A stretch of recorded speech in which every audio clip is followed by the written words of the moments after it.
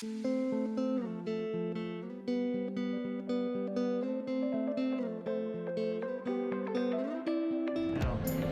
was made in Spain. They made them until 1957, believe it or not.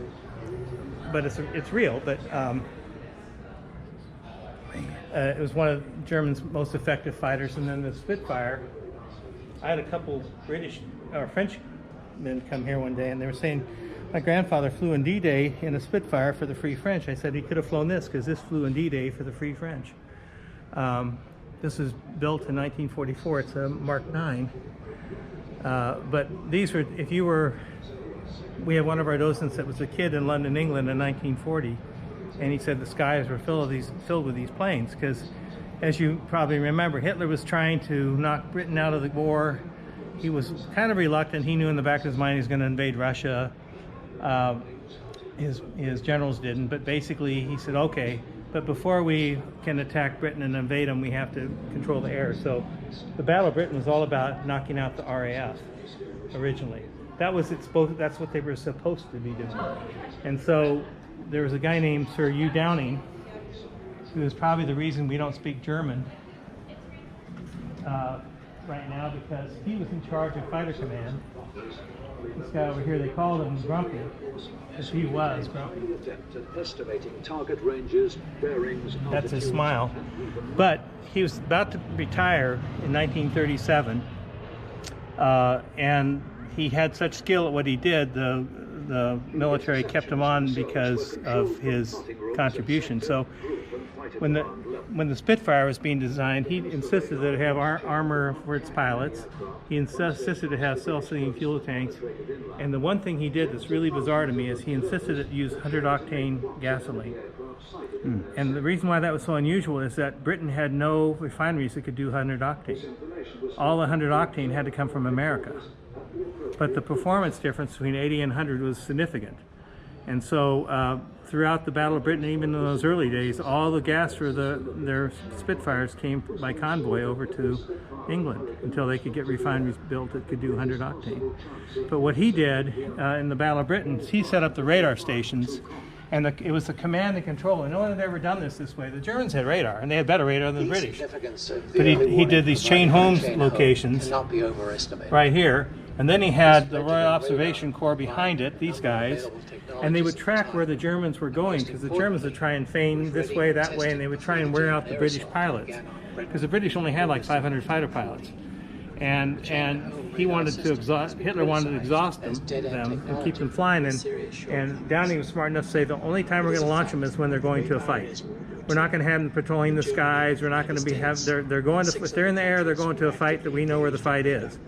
So basically, through that strategy and using all the command and control centers and setting people up and understanding where the Germans are really going, he spared the airmen from, they were flying many missions already a day, because several thousand German bombers were coming over every day. This was July to October of 1940. Hitler forbade that they bomb the cities, because we're there to knock out the RAF, and that was fine until one night a German bomber got lost, thought he was over the English Channel, and he dropped his bombs, headed home, and he dropped them right over London. And Hitler was mad, because that was against his orders, and they got chewed out when they flew back that day. Well, the next night, Churchill had the RAF bomb Berlin in retaliation. Well, that set Hitler off so badly that he changed the targets from the bases to the cities. And you can't, as we learned the hard way, you can't bomb a city and win a war. He needed to bomb the RAF, and he switched gears, and the RAF was able to survive, and so they could never invade. 60,000 British citizens died in those bombings, but it didn't stop the aircraft RAF. and yeah, man. So that was one of his first big mistakes, Hitler's mistakes of World War II, is when he switched his targets. We were talking about the Lafayette Escadrille. There was a group called The Flying Tigers. The Flying Tigers. Hang on, let me pull something up. And a guy named Claire Chennault was the leader of it. So before we got involved in World War II, Roosevelt allowed 100 American military pilots to resign their commissions and go volunteer for the Chinese Air Force, because the Japanese, which had been invaded in 1937, were about to cut off the Burma Road, and if that happened, no nation could get supplies to the Chinese to fight the Japanese. So their job was to prevent the Burma Road from being closed. And so there was a character that later became famous in his own right, Gregory Pappy Boyington. He was a Marine pilot. He resigned his commission, and he was a Flying Tiger. And back in the 90s, the Flying Tigers put on a presentation here for us at the museum. And Tex Hill, who was alive at the time, was talking about Pappy Boyington. He was sent, they were sent on a mission to guard General Lee Chiang Kai-shek's DC-3, and Boyington had his plane plus 5 others to escort it. But they couldn't go the whole distance because they didn't have the gas, the range, but they could only go halfway, but the Japanese fighters couldn't either. So it should work. They needed to turn halfway around and come back. So Boyington had a bad habit of sleeping when he flew over a long distance. He got bored and he'd fall asleep. Well, he was their leader. They were maintaining radio silence, and so they kept flying, and someone said, thinking we should be turning around, and they pulled up next to Boyington, and he was sleeping in his cockpit, and they had to fire their machine guns to wake him up. Well, they all turned around, realizing that they're all going to run out of gas, and that's what happened. One by one, they did, and each one decided not to bail out, but to basically ride it in. There's no gas in the plane, and land in a rice field, and they did, and no one got hurt, but all planes were lost, and it took them about a week or two, some of them, to get back to base.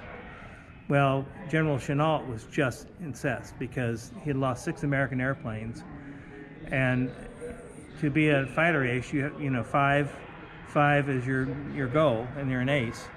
So he had an aide craft up a Japanese phony medal for an ace, Japanese ace, and present it to Boyington on behalf of the grateful Japanese nation. So if Boyington was in trouble in the beginning of the war, he was in trouble at the end of the war, and we'll talk about him in a minute. So this was the P-40 Warhawk was a good airplane. It was sturdy, it was strong. We made planes throughout World War II, throughout the life cycle of them, and this was made in 1945, even though it was obsolete in 1941. But it was great for ground attack and other missions. It was no longer an air superiority plane, but it still worked. But this has 60 hours on it. It flew from the factory in New York to the boneyard in Arizona, and that's its only flight. So it's a brand new airplane in essence. Really? But you had to hand pump the landing gear up, so you could always tell the new pilots because it would be going like this on takeoff. Because you couldn't rub your tummy and pat your head at the same time. It was like you had to learn how to do that, switch hands and fly with your left hand and the like. But it was a good sturdy airplane, but it fought this airplane from the Japanese, the Ki-43 Hayabusa. This was their first modern fighter of retractable gear, very lightweight. In fact, if you look at the fuel tanks, they're made of paper mache. They didn't have a starter engine on it. They basically, you had to have a truck spin the propeller hub to start it. Is that what that is there? Uh-huh. That's what it is. So there was a Japanese pilot by the name of Santura Anabuki, and he was flying, we called it the Oscar. We nicknamed all the fighter pilots male names and their bombers female. So Ki-43 Hayabusa means Peregrine Falcon, but we call it the Oscar. And Americans were coming in to attack his base in Rabaul in New Guinea, and he couldn't get his engine started, so his squadron took off to meet the Americans. There were 3 B-24 bombers and 2 P-38 fighter escorts. And so he finally got it started, and he took off to get his squadron mates, but he didn't run into them, he ran into the Americans. And by himself, in several minutes, he shot down both P-38s, which is that plane right there, and then 2 of the 3 B-24s. And then he was out of ammunition. So the other bomber was still coming, and he had to stop it. So basically he flew the airplane behind it and came up behind it, and then plopped his airplane propeller on the back between the twin tails and cut it in half, and causing it to crash. Now they were both falling to the ground, and his plane pulled apart and he was able to crash landed on the beach and survive. He actually survived the war. He died in 1957 and was a helicopter pilot for the Japanese Defense Force after the war. But he also, so there was bravery on both sides of the coin of in any combat situation. He also wouldn't attack some transport planes carrying wounded because they were wounded, and he didn't think that was fair. So you had bravery and chivalry on both sides of the coin, no matter what nation you fought for.